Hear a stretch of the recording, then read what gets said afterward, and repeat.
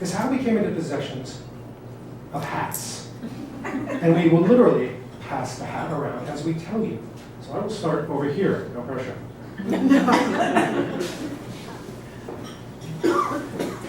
So how did that hat come into my possession? Well, we got to go back about a year ago, last winter.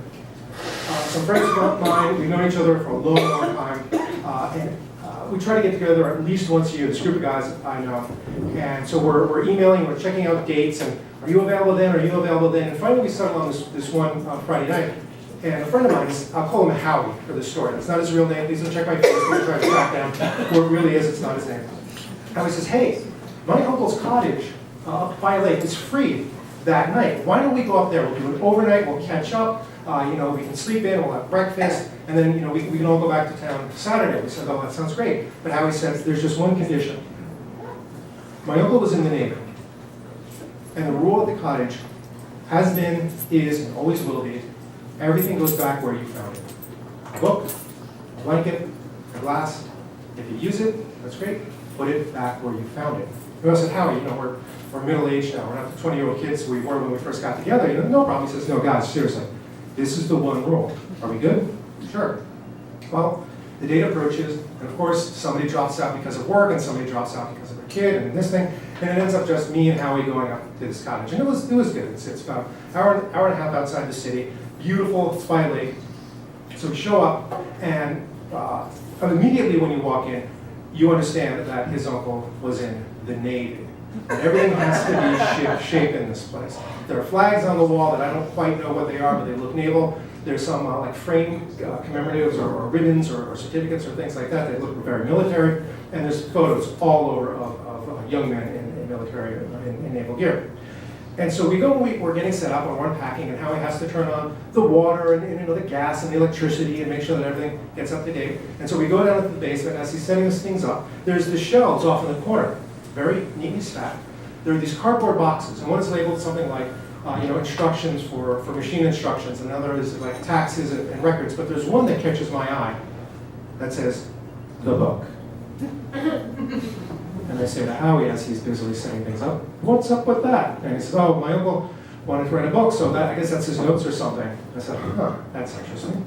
So anyway, we make dinner, and we have a couple of drinks, we have a couple of more drinks, and it's getting on, it's late in the evening, and we're in our 40s, so it's time for bed. So Howie starts stacking things in the kitchen. He's like, we should probably clean up. And I said, dude, your uncle's not going to stop by in the middle of the night to see that we've done the dishes. He said, guy, seriously, this is the one rule. Let's at least stack everything in the sink, put the plates in the sink, put the silverware on top, stack the glasses on this side, get everybody else on this side. That's the way it's got to be. This is the rule. Fine. Howie was the crazy one when we were young. He was the crazy guy, so I don't understand what's going on. But anyway, we go to bed. About 4:30 in the morning, I wake up because I'm middle-aged, so I have to pee. So as I'm finding my way, I look into the kitchen and the dishes are done. Nothing's in the sink. All the pots and pans have been put away. All the cutlery, I guess, is back in the drawer. Dishes are done. I'm like, Howie, come on, man. So in the morning I say, I would have helped you with the dishes, clearly. Like, why'd you do the dishes? Why'd you wake up? I didn't even hear you. He says, don't worry about it. Don't worry about it. It's okay. Just let it be. So I let it be. Well, I don't know if you remember, but back the second or third weekend of January, we had like that surprise snowstorm that just came out of nowhere, dumped some snow on us. Well, Howie and I, we're up in the middle of nowhere. We don't have really good reception. We're checking on our phones what the weather is supposed to be like. We don't know if we're going to get snowed in or what. So we decide, rather than trying to go home Saturday afternoon and maybe getting caught in the snow, let's just spend another night at the cottage. So Howie goes into town to get some groceries for that evening and maybe for the next day if we're stuck. And I'm thinking about that box in the basement labeled the book. So I'm a bad person. I go down, I take that box off the shelf, I open it up, and right on the top is one of those naval caps, the white one with the black brim. Beautiful, pristine condition, so I set that aside. And in the box, there are books. They look like second-hand books, maybe third-hand books, but they're about physics, and that's kind of cool. And there are some technical manuals for machinery that I don't quite understand. It looks very naval and looks very important and complicated. I'm setting that aside. And then I find it, jackpot, the writer's notebook. And in there is the outline and the character sketches. And this is a story about the Navy introducing a time travel element into munitions. So you can point your gun at something and shoot, and it'll go back in time to where it was and blow it up before you even saw it. And there's plot points, and there's betrayal, and there's politics. I'm like, oh my God, this is awesome. And I realized I don't know when Howie is coming home. And I've got all of this stuff spread out on the floor, and I have broken his one rule. So I'm frantically trying to put things back into the box, and I get almost everything in, and I can't quite get it closed. I can't quite get one book and that cap in. So I try another way, and I can get everything in except that cap. And oh my God, I can't get it. Howie's going to kill me. So I think I hear him come home upstairs. I'm like, oh, all right, I got to come clean on this. So I've got everything in the box except that naval cap, that awesome naval cap.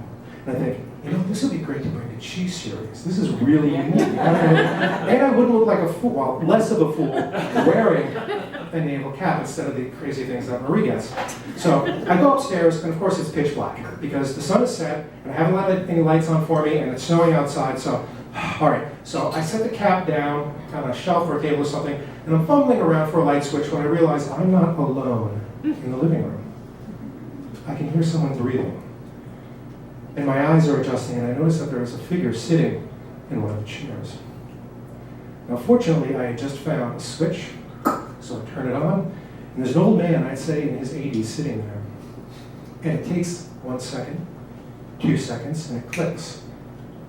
It's the same man I've seen in many of the photos on the wall. This is Howie's uncle. So I say, Mr. Insert generic last name here. Oh my God, I didn't know you were coming. You surprised me. Your cottage, it's so beautiful.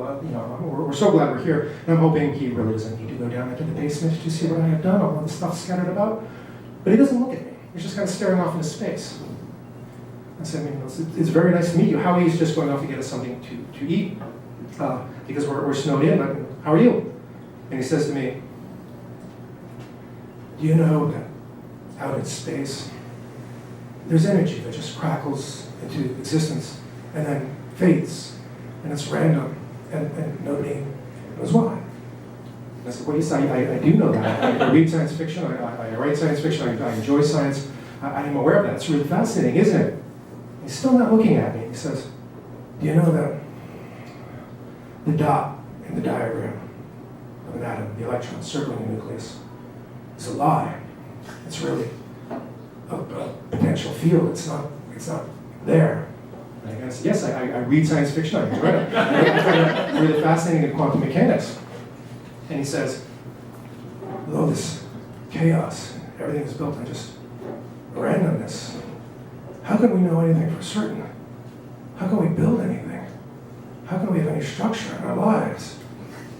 And I do think about these things. And I said, well, I think it's human will, it's desire. We impose structure where there isn't structure. It's our willpower, and it's our desire to build and to create. And that creates structure and order and things and creativity on this ultimately chaotic universe. And that's what I believe. It's willpower. And then he does finally look at me. He stands up and he says, you can stay. So he grabs his jacket that I hadn't noticed is hanging by the door and goes outside into the snowstorm. And I'm like, what the hell? So I'm still kind of a little freaked out. So I go to the door, and he's gone. I can't see him. It's dark outside. The snow's coming down. I finally find the light switch for the lights outside, but he's nowhere to be seen. But it's just his cottage. He knows where he's going. Maybe his car is parked up the street or whatever. And I think, that was weird. But 2-3 minutes later, Howie comes home, and he's got grocery bags and a meal for us to eat. And I said, hey man, your uncle just stopped by. And he drops the bags, and he looks at me, and he says, what did you do?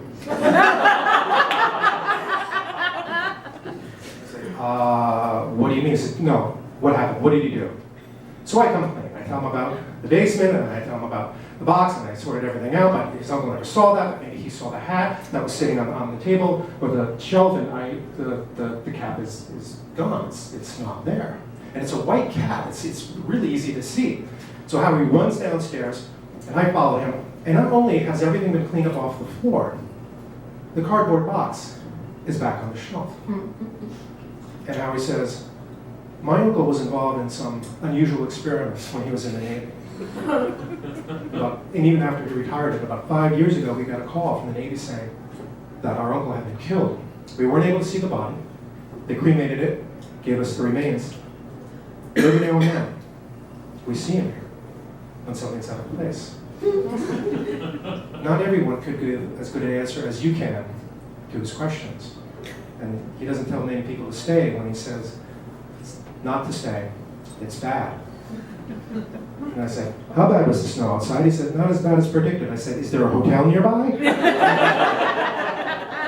He said, yeah. I said, guess where I'm going? So I got out of there, packed my stuff, got out of there, went to the hotel. Next morning, I drove back to Ottawa. So I really wanted that cap to bring to you guys, to pass the hat around. But I don't have it. It is back to a cottage where I will never go back. So I said to Marie, hey, I'm filling a hat store. Do you have a hat that I could borrow? So she said, sure.